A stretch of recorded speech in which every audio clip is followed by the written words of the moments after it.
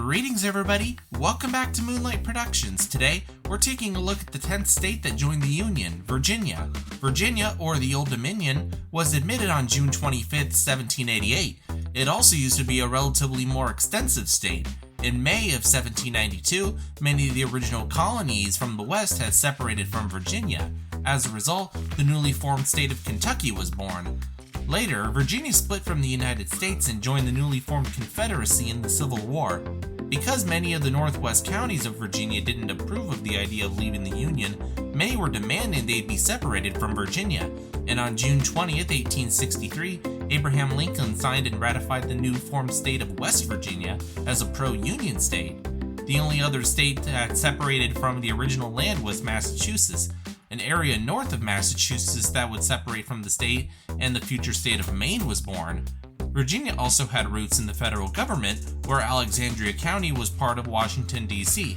But in 1847, the county demanded that the state's donated land be returned back to Virginia.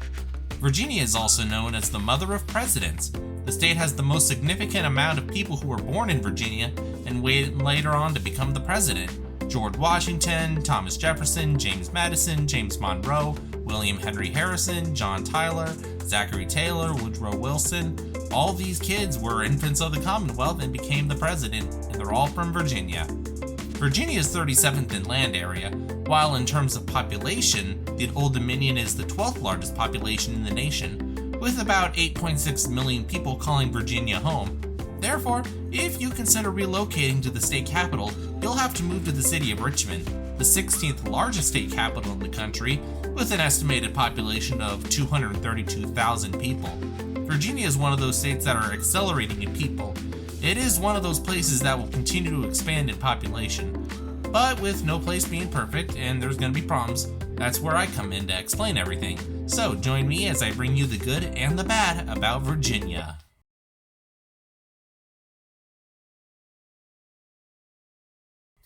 The fifth worst thing about Virginia is that it's a swing state. While Old Dominion has in the last handful of elections been siding with the Democrats, however, a great majority of the elections in the state since the 1990s are still within the margin of error. Most polls and pundits acknowledge that Virginia can be up for grabs with particular parties and years. The last gubernatorial election, swinging back to the Republicans after losing the state the previous year by 10 points, can be seen as a comeback for the Republicans. It is for sure a state that Republicans are going to want to reclaim in the future. That isn't to say the Democrats are going to hand the state over all willy-nilly. Virginia was once a very Republican state from 1968 to 2008. Moreover, the state is well documented as jumping back and forth between political parties. So if you hate politics, it might be wise to call another place home. The fourth worst thing about Virginia is the horrific traffic. Most of the issue comes out of the Loudoun, Alexandria, and Fairfax counties, the Virginia suburbs outside of Washington, D.C., and people getting into work as a worker for the federal government. But unfortunately, when it comes to Washington, D.C., if there's one thing people know about D.C. outside of the political corruption, that would be the world-famous horrific traffic that the city is known for. Even in the Loudoun County area of Virginia, getting to the city can take up to an hour or more depending on where you live in Northern Virginia. The sad situation doesn't help when you think you have to live in Arlington and get to work using public transport to help with the commute time. That is a funny story, as Virginia does have some of the worst public transport in the country. The map is jank, commute times are long, and the quality is either only middle of the road when it comes to zipping along in the DC area. However, if you are working for the federal government, it might be a good idea to consider living and working in DC instead, and walk everywhere. DC is one of the most walkable cities in the US, and it could be a wise option for the latter option. The third worst thing about Virginia is the cost of living is sharply rising. While the cost of living in Virginia isn't as harsh as places like Maryland, California, or Hawaii, Virginia is still getting rather expensive for their excellence. Combining the averages on the cost of essentials like groceries and utilities, Virginia comes out at about 3% above the national average.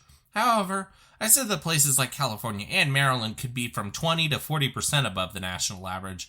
A lot of DC money results in this shift in the cost of living metric, as even places like Richmond aren't so suffocating when it comes to living paycheck to paycheck. This metric is just something to consider, as Virginia being a southern state, it's quietly breaking the essential number one rule about being a southern state, which is affordability a massive rule. The second worst thing about Virginia is how rude the residents are. Virginia is known for many things, from license plates and welcome signs that Virginia is for lovers. So many lovely and friendly people live in Old Dominion. However, that is far from the truth. Virginia is considered to be one of the rudest states in the nation. According to Zippia.com, Virginia is the third most uncivilized state in the country, only behind Massachusetts and Rhode Island. The study considers multiple factors like the traffic mentioned earlier in Virginia, on top of other factors like how someone is tipped at a restaurant, or the state's residents' mouth on how filthy it is.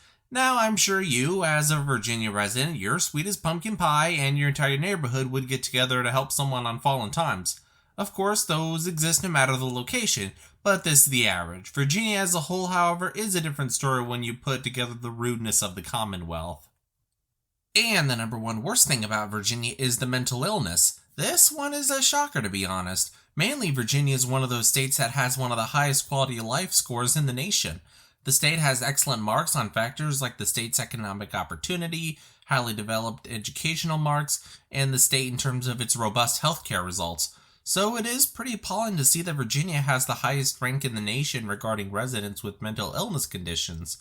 Virginia has the highest per capita number of residents with mental disorders like OCD, PTSD, and GAD, as well as residents who have problems with daily types of disorders, like not visiting their doctor due to the absorbent cost, adults with a mental illness and don't have a solution, adults with any mental illness, and those that are openly talking about voluntarily taking the dirt nap.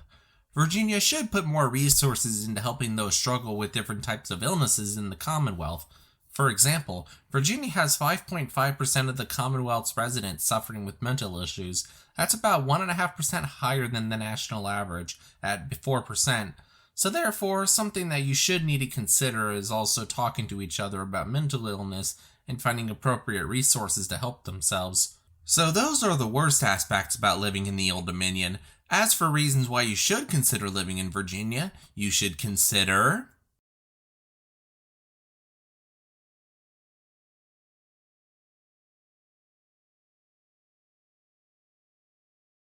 the fifth best thing about Virginia is the state economy. Most of Virginia's economy is generated by those who work in the DC metro area, which makes sense. The federal government fuels a lot of the state, so it is pretty attractive as a place to conduct business in the area.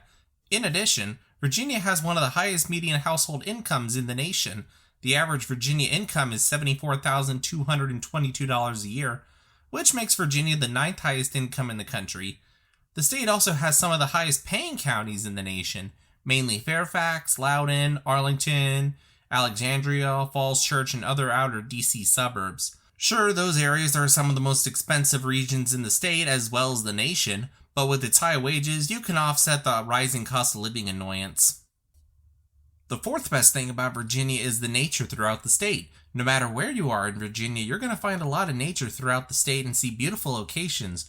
Most of the western portion of both Virginia and North Carolina has mountains from the Appalachians, the Valiant Ridge, to the Blue Ridge Mountains. I've been to the Blue Ridge Mountains and they are pretty beautiful. After you get to the Piedmont of Virginia, you have a smooth drive as you head to the coastal areas of Virginia Beach. Through the coast, as you get closer to DC, you can also take US Route 13 from southern Virginia Beach to Virginia's eastern shore at Cape Charles. There's a lot of Virginia to see, so you and others need to plan a car trip and get to the environment. The third best thing about Virginia is the education. Virginia isn't as known in terms of colleges as Massachusetts or Maryland. However, Virginia is undoubtedly a commonwealth that you shouldn't slouch on when it comes to looking for a particular state for your education. For example, 3 out of the top 40 best colleges in the country are in Virginia, that being the University of Virginia, College of William and Mary, and Virginia Tech. Nearly 40% of the population of Virginia has a college degree of some kind. The costs for an average in Virginia are quite respectable, about $8,500 a year for in-state tuition. That is slightly higher than the national average. However, the cost is still fair considering the quality. In addition, the out-of-state tuition in different private schools are also relatively moderate compared to other states. So while there are more iconic states in the nation when it comes to going for a profound education, you can't defy Virginia when it comes to educating the college kittens. The second best thing about Virginia is it's rich in history. If you are a resident of the Commonwealth, you will know about your Virginia history. As previously mentioned about the Commonwealth being the mother of presidents of the time, Virginia is a pro-Confederacy side in the country, the city of Jamestown, and the Commonwealth story into helping the civil rights of the 1960s.